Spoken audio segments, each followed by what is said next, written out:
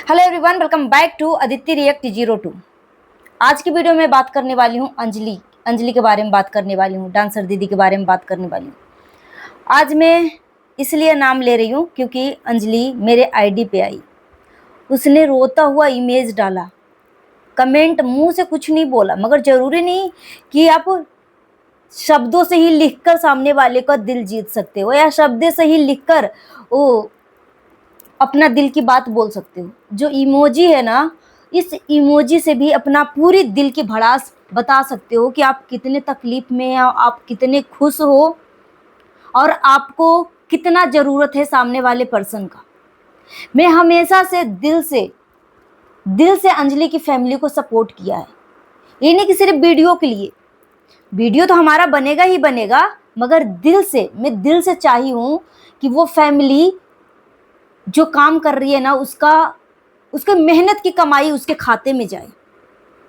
ठीक है, बहुत सारे लोगों ने एड़ी चोटी का जोड़ लगाया कि मैं अंजलि के ऊपर वीडियो ना बनाऊं, मैं अंजलि के बारे में अच्छी अच्छी बातें ना बोलूं।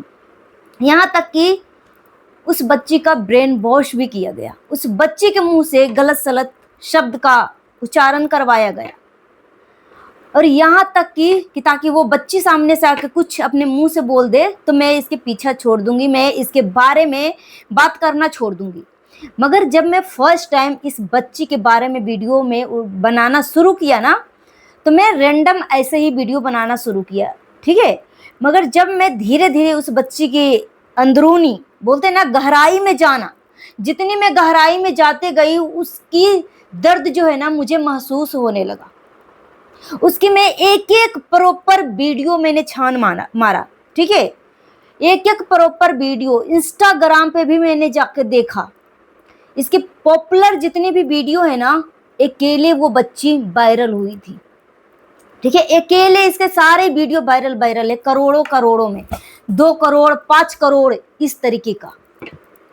ठीक है, तो और ज्यादा मुझे इस बच्ची के ऊपर, और बोलते हैं ना, सिंपैथी हो जाना, दिल से अटैच हो जाना, मैं दिल से अटैच हो गई।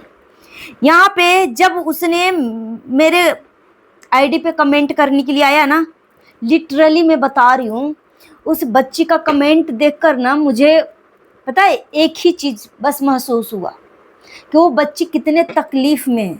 वो जो रोते हुए इमोजी डाला ना, सच में बता रही हूँ, मुझे बहुत ज़्यादा खुशी भी हुआ कि वो मेरे आईडी पे आई और इमोजी के थ्रू अपनी भावनाओं को व्यक्त कर रही है। यहाँ पे मैं कमेंट लगा दूंगी, मगर यहाँ पे कुछ भी हो जाए, कितना भी कोई भी एड़ी चोटी का जोड़ लगा ले, कितना भी कोई भी चमचियाँ आ जाए, अंजलि के ऊपर मैं प्रोटेक्शन के तरह मैं रहूंगी। जिस तरीके से दूसरा चमचियाँ है ना कि ना इसको सही दिखता है ना गलत दिखता है, बस बक बक बक बक बक बक, सही तरीके से वो बच्ची अपनी भावनाओं को भी व्यक्त नहीं कर सकती। वो तकलीफ में भी होगी ना तो वो अपनी बाइटी पे अपनी भावना भी नहीं व्यक्त कर सकती, वो इतने बीच में दबी हुई है।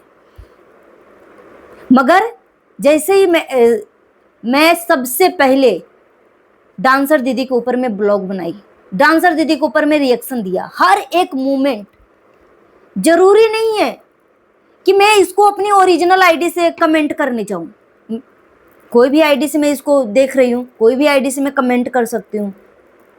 ठीक है, और यहाँ पे असली रिएक्शनिस्ट का यही मतलब होता है कि बिंदास होके, अगर आप जिसको पसंद कर रहे हो ना उसकी चमचागिरी मत करो।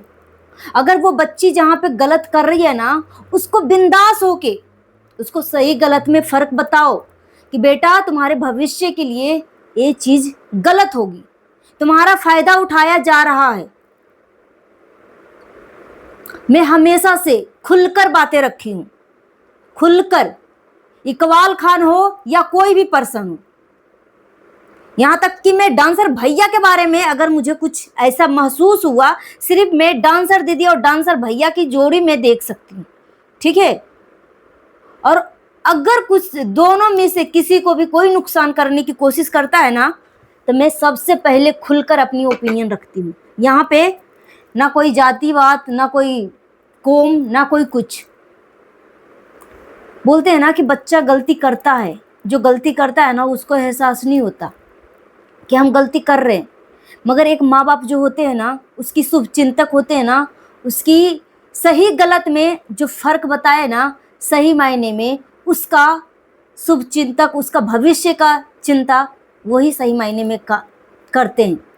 जो अगर आप गलत काम कर रहे हो उसमें भी आपके लिए तालियां बजाई जाए ना, और आप सही काम कर रहे हो तब भी आपको अप्रिसिएशन मिले, गलत काम कर रहे हो तब भी आपके लिए तालियां बजाई जाए, वो आपका शुभ चिंतक नहीं है बच्चा, आपके लिए स्वीट पॉइजन, जहर है, जहर, जो कि सामने से तो आपको खुशी देगा मगर आपको अंदर से खोखला कर देगा। मगर जो थोड़ी सी कड़वी बोलकर अगर आपको सही रास्ता दिखा रहा है ना, सामने से प्रेजेंट टाइम में आपको तकलीफ लगेगा कि मेरे बारे में सामने वाला पर्सन जो है ऐसा बोल दिया, मगर आपका भविष्य जो है ना, अगर उसके ऊपर जो है मनन चिंतन करके महसूस किया ना, तो आपका भविष्य बदल जाएगा। और मैं मक्खन लगाने का काम नहीं करती, मुझे शुरू से लेके अब तक, जब मैं डांसर दीदी के सपोर्ट में थी ना, जब डांसर दीदी का सब मजाक उड़ाया था, इतनी दर्दनाक मुसीबत से वो बच्ची लौट कर आई, उसको अप्रिसिएशन देने की बजाय, उसको सपोर्ट देने की बजाय उसका सबने मजाक उड़ाया। उस जगह पे मैंने उसके लिए स्टैंड लिया कि इंसान से ही गलती होता है, अगर उसको गलती हो गया तो छोटी सी बच्ची है, क्या बार बार एक ही बात बोलकर क्या ताना मारना जरूरी है? हमारे बच्चे गलत कर दे जाते हैं, स्टार्टिंग में हम इसको डांटते हैं कि बेटा तुमने गलती किया, मगर अगर हर बार उसकी गलती को लेकर मैं ताना मारूं ना, तो बच्चे को दिमाग जो है ना, मतलब वो डिप्रेशन में चला जाता है, वो अपनी भविष्य के बारे में अच्छा सोचने की बजाय वो और पीछे चला जाता है, नेगेटिव वेव में चला जाता है।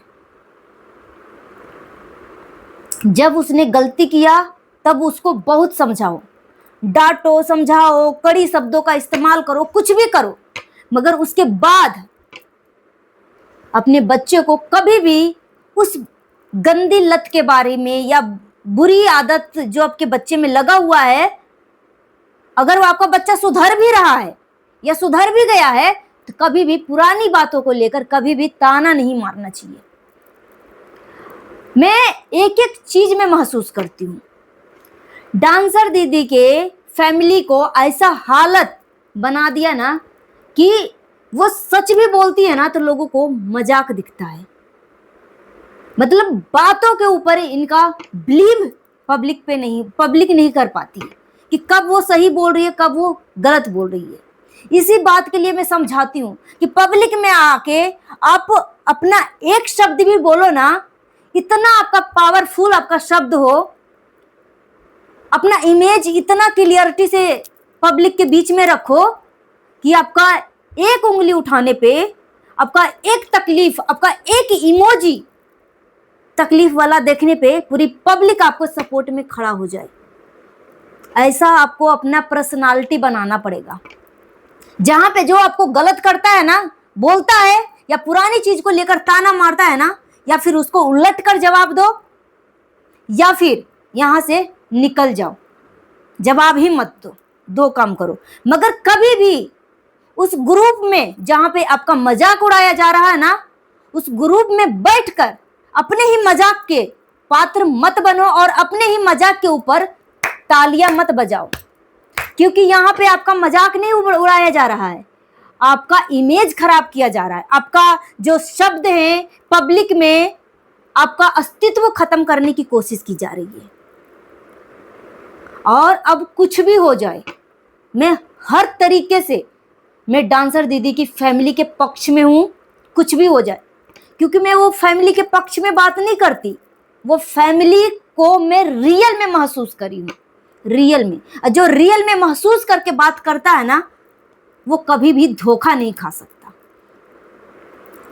जब डांसर दीदी मेरे बारे में इतना कुछ भी बोली थी ना, तब भी मैं इसके सपोर्ट में ही बात कर रही थी, और अभी भी कुछ लोग जो हैं पुरानी बातों को लेकर बात कर रहे थे।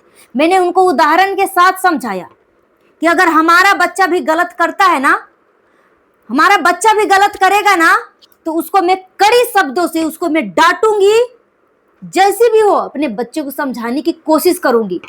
ना कि मेरा बेटा मेरे बारे में कुछ गलत अगर शब्द इस्तेमाल कर रहा है, मेरे बारे में, अपने पेरेंट्स के बारे में गलत चीज बोलने की कोशिश कर रहा है, तो उसके लिए मैं तालियां नहीं बजा सकती। उस टाइम भले ही मेरा बेटा को बुरा लगे, मगर बहुत ही कड़ी निंदा के साथ जरूरत पड़े तो उसको मैं थप्पड़ भी मार सकती हूँ, या जैसे भी हो थप्पड़ से या अपनी बातों से जैसे भी मैं समझा सकूं, अपने बच्चे को मैं समझाने की कोशिश करूंगी। और जरूरी नहीं कि सिर्फ और सिर्फ खून का ही रिश्ता जो है आपके लिए सारी फैसिलिटी या आपको सही समझ सकती है, दिल का भी रिश्ता कुछ होता है, ठीक है।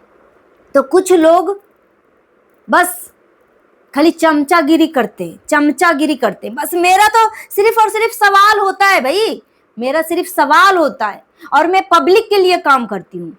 पब्लिक एक उम्मीद रखकर मेरे पास कमेंट करने आती है, ठीक है। और सवाल पूछना बुरी बात नहीं है। हमारा देश का प्रधानमंत्री के बारे में सवाल पूछा जाता है, वो कुछ भी बोलते हैं उसके ऊपर भी सवाल किया जाता है, तो सवाल पूछना बुरी बात नहीं है। पूरी दुनिया सवाल पूछ रही है, और मैंने एक एक सवाल ही पूछा था कि वो बच्ची अगर इतना मेहनत कर रही है तो क्या उसको उस हिसाब से मेहनत का फल मिल रहा है। मैंने सिर्फ सवाल पूछा था, और मेरा सवाल पूछने का कभी नहीं छूटेगा, मैं सवाल पूछूंगी ही पूछूंगी। मगर यहाँ पे एक चीज और मैं क्लियर कर दूं, ये वीडियो लंबी हो जाएगी, हो सकता है नेक्स्ट वीडियो में बना के बताऊं। ये इकबाल खान गलत है और सरस्वती के साथ भी बहुत बुरा किया है, कि एक एक पॉइंट के ऊपर मैं बात करूंगी नेक्स्ट वीडियो में। और जिनको ये मन में डर है या भ्रम भी है ना कि मैं अब डांसर दीदी का पीछा छोड़ दूंगी या सपोर्ट करना छोड़ दूंगी, अब हमसे नहीं हो पाएगा, ठीक है। वो बच्ची कितना बिलख रही है, कितना दुख दर्द से निकली है, मैं इसका एक प्रोटेक्शन बन के रहूंगी। इसके लिए मुझे जितने भी गालियां सुनना पड़े मैं सुन सकती हूँ। सो गाइस, मिलती हूँ नेक्स्ट वीडियो में। Thanks for watching. जितना उसके वीडियो को शेयर करेगा, हाइप देने का ऑप्शन अवेलेबल है तो हाइप भी दे दीजिएगा। Thank you. अगर मेरी बातों से किसी को तकलीफ पहुंची है तो तकलीफ लगने वाली बात कमेंट करके जरूर बताइएगा। Thanks for watching.